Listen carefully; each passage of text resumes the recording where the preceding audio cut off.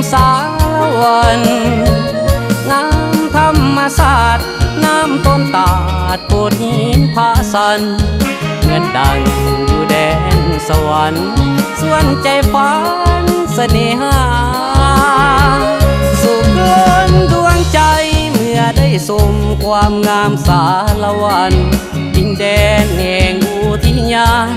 สวยละวันธรรมศาสตร์ภูผางามสนศาสตร์เผ่าปมเต้าสร้างสาพัฒนาเป็นแหล่งสาบซึ้งอุราพาใจ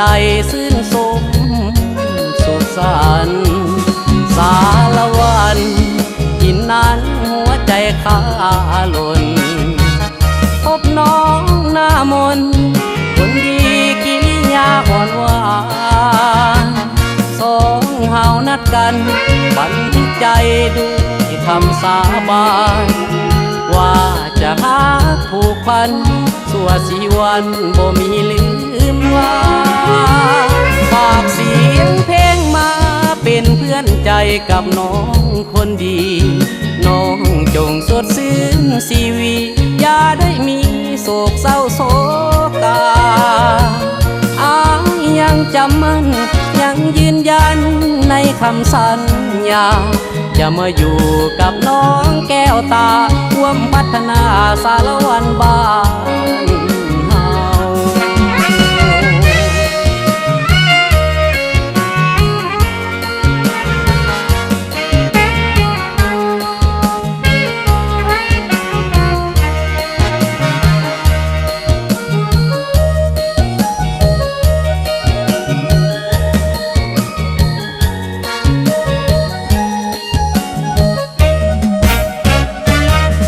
สารวัน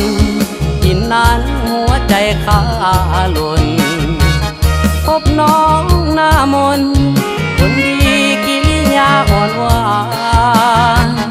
สองเฮานัดกันบันทึกใจด้วยคำสาบานว่าจะหาผูกพันชั่วชีวันบ่มีลืมว่าฝากเสียงเพลงมา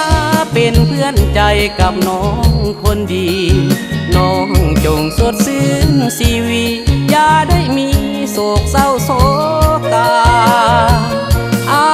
ยังจำมั่นยังยืนยันในคำสัญญาจะมาอยู่กับน้องแก้วตาร่วมพัฒนาสารวันบ้าน